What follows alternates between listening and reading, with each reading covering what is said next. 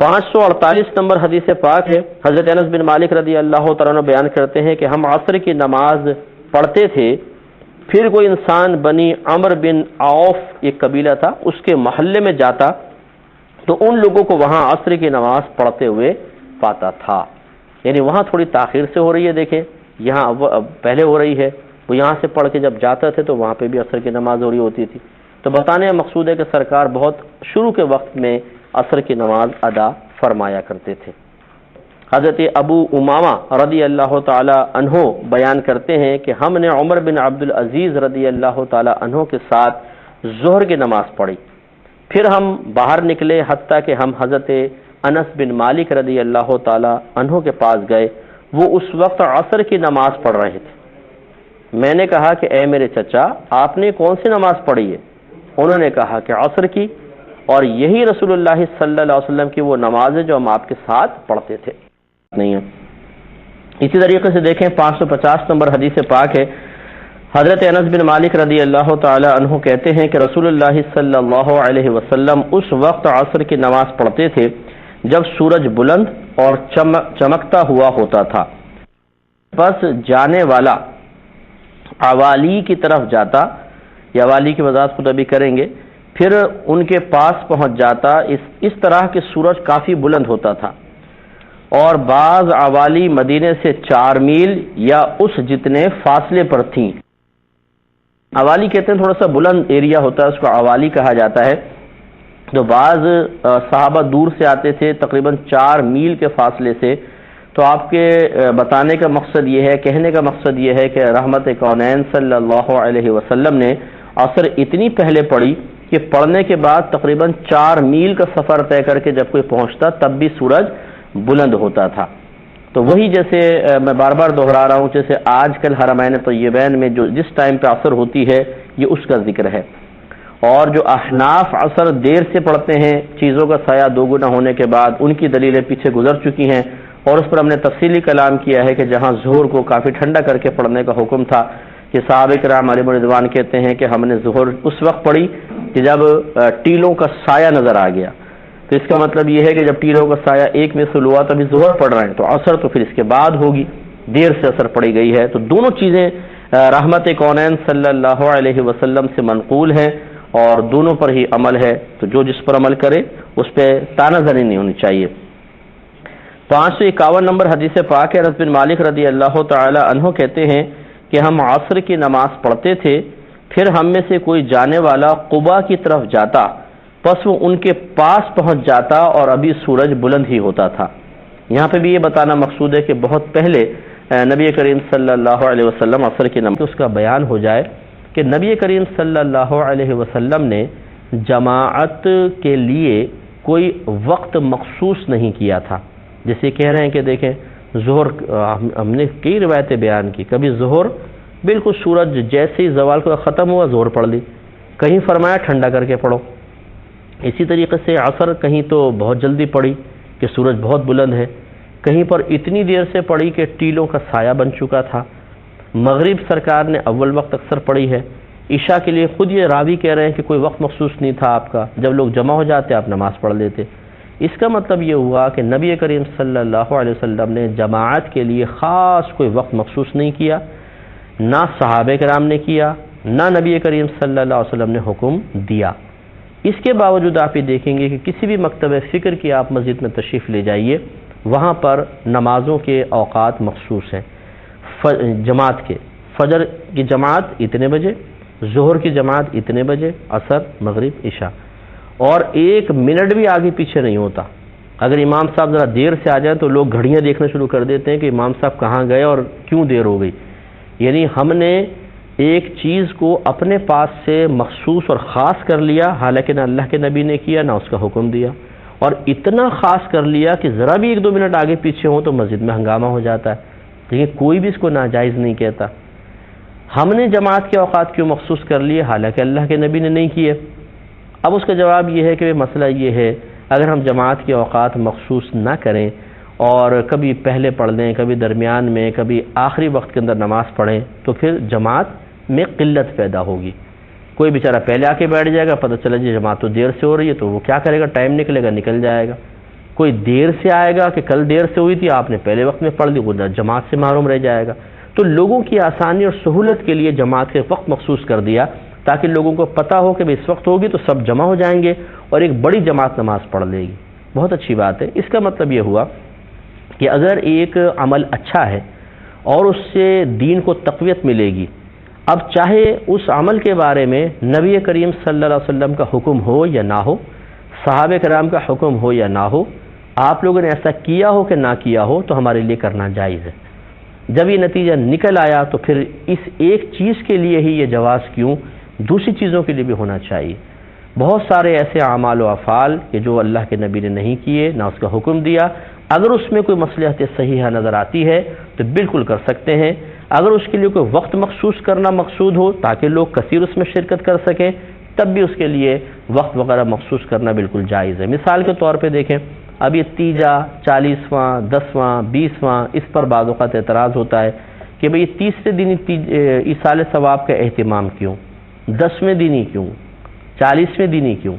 پہلی بات تو یہ کہ یہ کوئی فرض یا واجب نہیں ہے، کریں اچھا ہے، نہیں کریں تو کوئی گناہ نہیں ہے۔ دوسرا یہ کہ ان کی حقیقت یہ ہے کہ یہ اصل میں لوگ جمع ہوتے ہیں، پھر ذکر اذکار وغیرہ کرتے ہیں، قرآن پڑھتے ہیں، اور نیت یہ ہوتی ہے کہ جو کچھ نیک عمل کیا اس کا ثواب اللہ تعالیٰ فلاں کو بھی اس کی برکات سے فیضیاب کر دے جو مردہ فوت ہو گیا ہے۔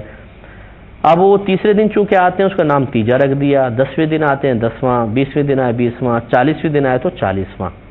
تو اس میں بھی دیکھیں یہ اگرچہ پیچھے سے منقول نے سرکار نے حکم دیا لیکن اچھائی کے لیے، بہتری کے لیے ہے، تو جس طرح جماعت کے اوقات مخصوص کرنا جائز تو اس کو ناجائز کیوں کہا جائے؟ اسی طرح اور اعمال ہیں جس کے بارے میں انشاءاللہ ہم کلام کریں گے نیکسٹ پروگرام میں۔ وآخر دعوانا ان الحمدللہ رب العالمین۔ انہوں نے کہا نبی کریم صلی اللہ علیہ وسلم کی نماز کے متعلق آپ سے سوال ہوا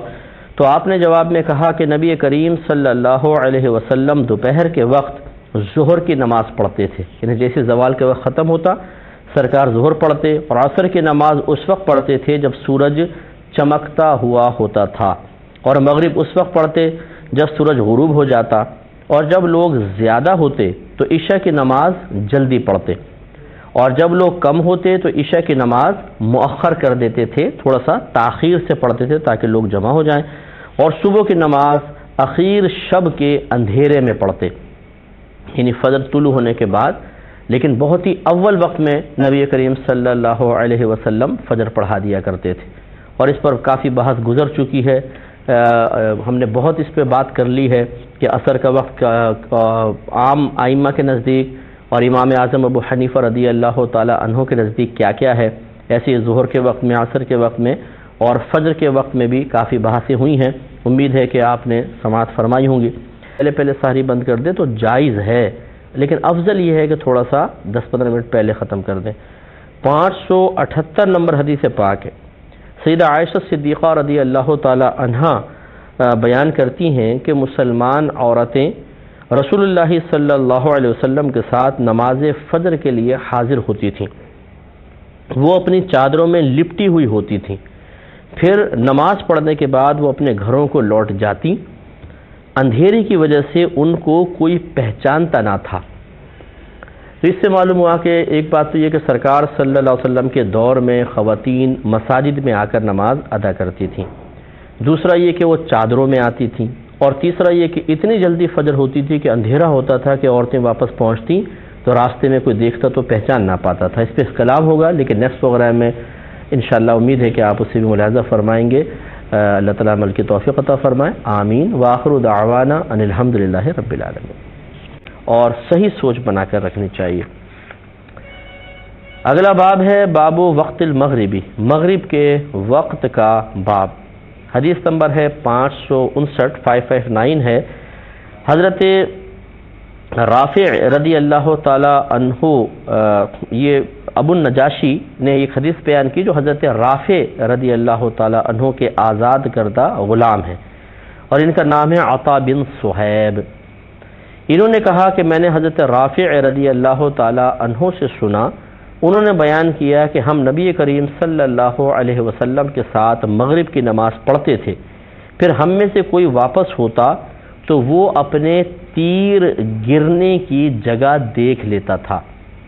یعنی جیسے ہی مغرب یعنی سورج غروب ہوتا نبی کریم صلی اللہ علیہ وسلم فوراً نماز ادا فرماتے تھے۔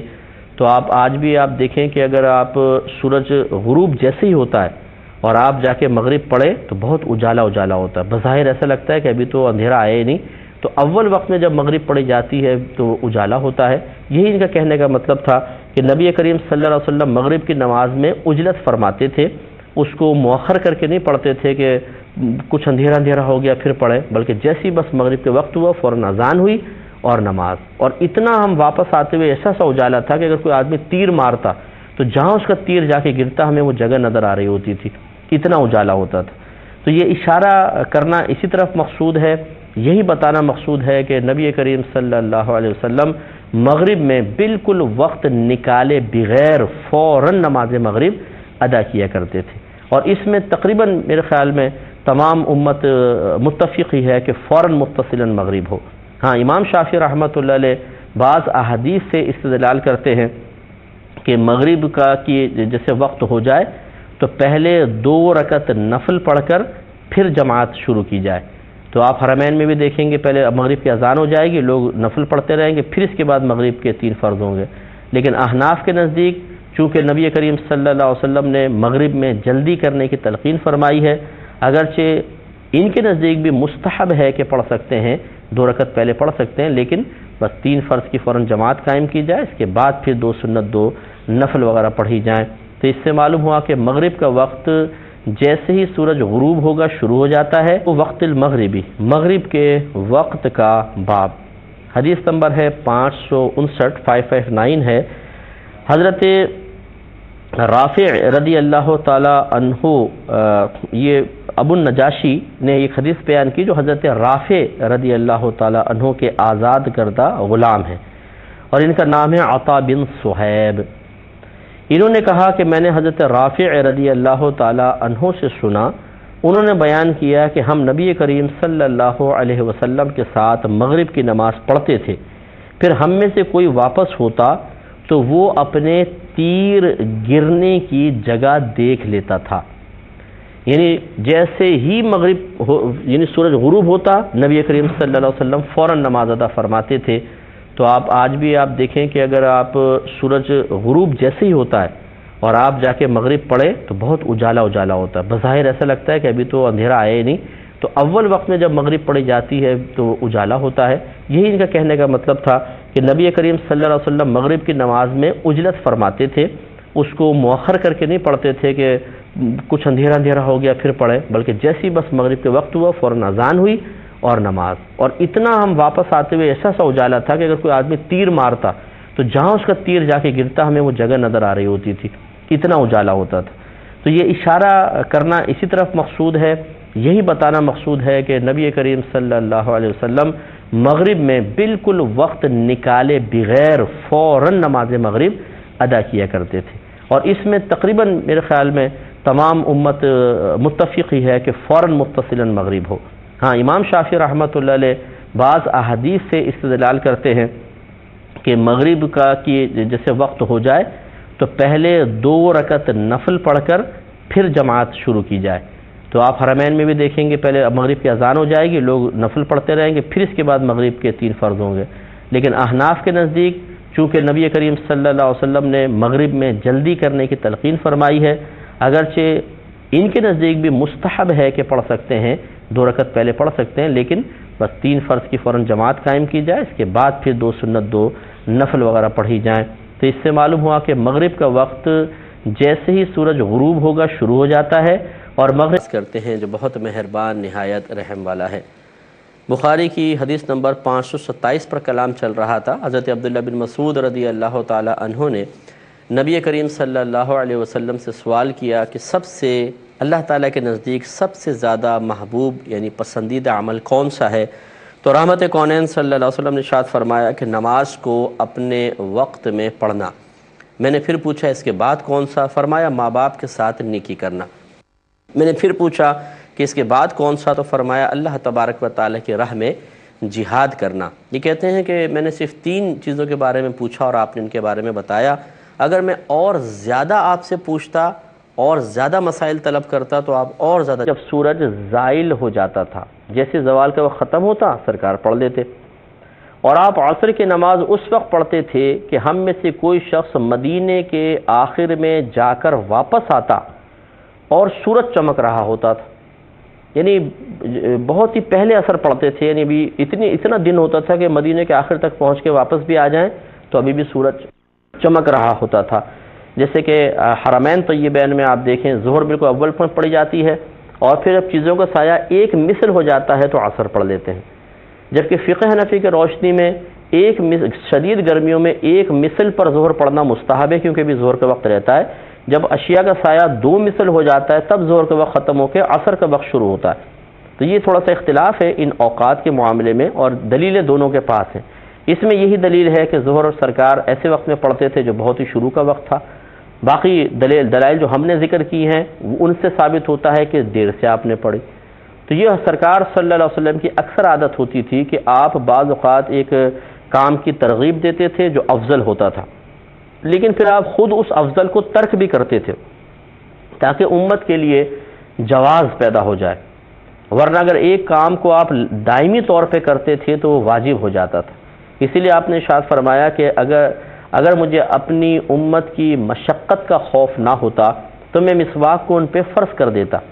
وہ اس طریقے سے کہ میں کثرت سے مسواک اہتمام کے ساتھ استقامت سے کرتا رہتا، ہر نماز سے پہلے مثلا مسواک کرتا، ان پہ واجب ہو جاتی۔ لیکن سرکار نے ایسا کیا ہے کہ آپ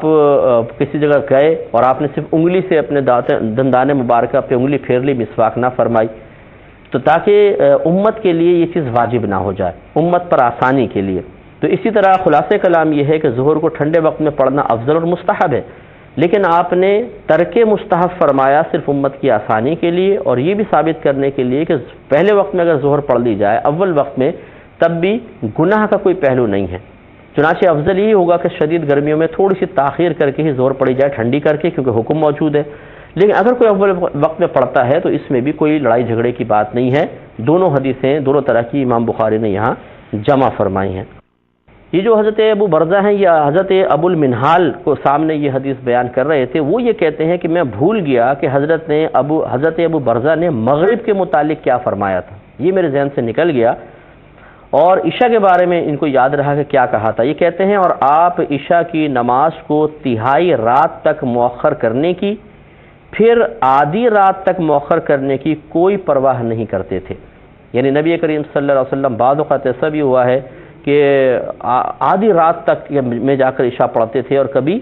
تہائی رات، یعنی رات کے 3 حصے کر لیں تو پہلا جو حصہ ہے اس کے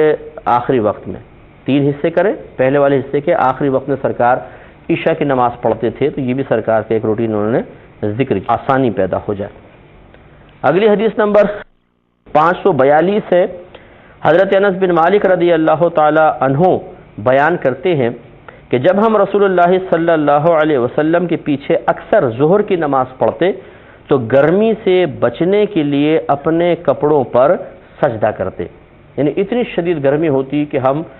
زمین پہ، چونکہ اس دنوں کپڑے وغیرہ بچھا کر نماز پڑھنے کا رواج نہیں تھا، اکثر زمین پہ سجدے کر دیا کرتے تھے، تو ہم اپنا کپڑا بچھا کے، جیسے آستین بڑی ہیں تو سجدے میں جاتے ہوئے اس کو بچھا کے اس کے اوپر سجدہ کرتے تھے، کیونکہ زمین اتنی شدید گرم ہوتی تھی۔ جیسے آج اگر آپ حرمین طیبین چلے جائیں اور بالفرض آپ کو اندر جگہ نہ ملے، روڈ پہ آپ نماز پڑھ رہے ہو، تو جو حدت ہوتی ہے روڈ کی، الامان والحفیظ کے، بہت ہی شدید گرمی ہوتی ہے، اور واقعی وہاں کپڑا بچھائے بغیر نماز پڑھنا ممکن نہیں ہے۔ تو اس میں اشارہ ہے اس طرف کہ سرکار صلی اللہ علیہ وسلم نے اول وقت میں بھی ظہر پڑھی، شدید گرمی ہے اور گرمی کے ٹائم میں پڑھی، اور پچھلی روایات سے ثابت ہوتا ہے کہ ٹھنڈے وقت میں پڑھی۔ خلاصہ وہی ہے، اور ان دونوں کے اندر تطبیق اور مطابقت یہی ہے کہ نبی کریم صلی اللہ علیہ وسلم نے شدید گرمیوں میں ٹھنڈے وقت میں ظہر پڑھنے کا حکم ضرور ارشاد فرمایا، اور یہ افضل اور مستحب بھی ہے، لیکن نبی کریم صلی اللہ علیہ وسلم اپنی امت کے لیے آسانی پیدا کرنے کے لیے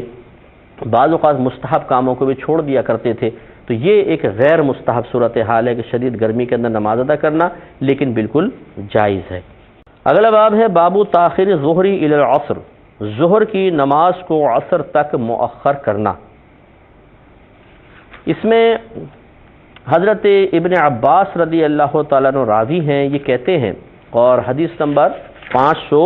543 سوری 542 پچھلی تھی،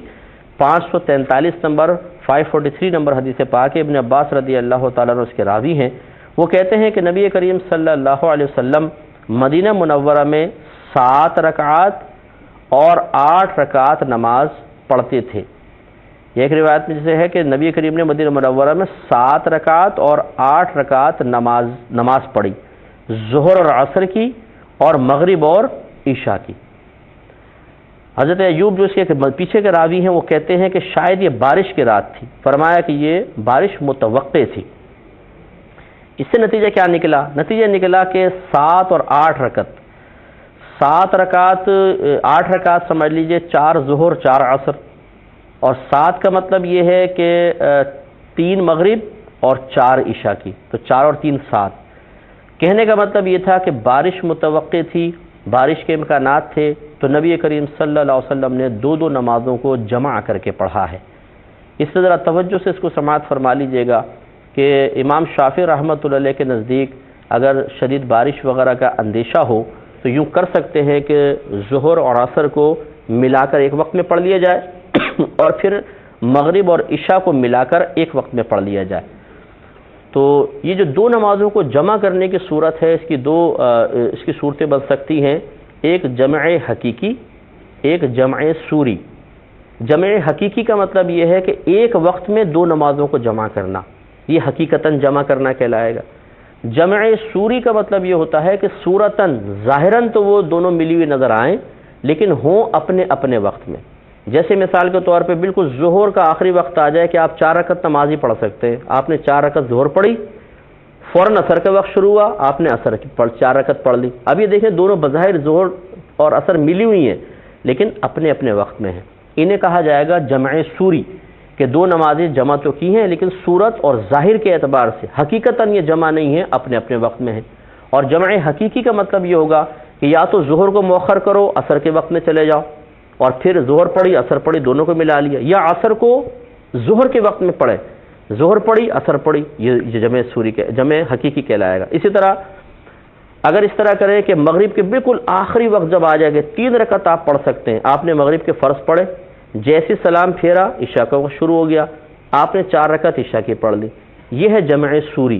مغرب اپنے وقت میں رہی، عشاء اپنے وقت میں رہی، لیکن دونوں بظاہر متصل نمازیں نظر آ رہی ہیں، تو صورتاً ظاہراً یہ جمع ہیں لیکن اپنے اپنے وقت میں ہیں۔ اگر اس کو جمع حقیقی کہا جائے، یعنی کہ جمع حقیقی کی صورت بنائی جائے تو یوں ہوگی کہ آپ مغرب قضا کر دیں، مغرب کو عشاء کے وقت میں لے جائیں، عشاء کے ساتھ ملا کے پڑھ لیں، یا پھر عشاء کو مغرب کے وقت میں لے آئیں۔ تو احناف جمع سوری کے قائل ہیں، جمع حقیقی کے نہیں ہیں۔ ہم یہ کہتے ہیں کہ صورتاً تو آپ نمازیں جمع کر سکتے ہیں، اس طرح کی مثال کے طور پہ آپ بارش وغیرہ متوقع یا بارش ہو رہی ہے، آپ انتظار کرتے رہے حتیٰ کہ ظہر کا آخری وقت آیا، آپ نے جا کے مسجد میں چلے گئے، جلدی جلدی ظہر پڑھی، فوراً عصر کا وقت شروع ہوا، عصر پڑھی، گھروں کو آ گئے، یہی مغرب میں کر سکتے ہیں۔ لیکن ہمارے نزدیک یہ نہیں کر سکتے کہ آپ عصر کو ظہر کے وقت میں لے آئیں، یا ظہر کو عصر کے وقت میں، یا مغرب کو عشاء کے وقت میں، عشاء کو مغرب کے وقت میں۔ ہاں صرف ہمارے نزدیک مزدلفہ میں ایسا ضرور ہوگا کہ مغرب اور عشاء کو جمع کر کے پڑھا جائے گا،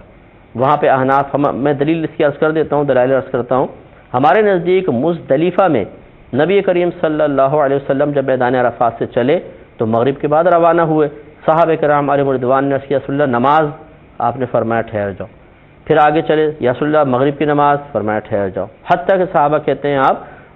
مزدلفہ میں داخل ہوئے اور عشاء کا وقت ہو گیا تھا، مغرب کا وقت نکل گیا تھا، لیکن رحمت کونین صلی اللہ علیہ وسلم نے اذان دلوائی، اقامت ہوئی، پہلے مغرب کے 3 فرض پڑھے، اس کے بعد عشاء کے 4 فرض پڑھے، یعنی ملا لیا۔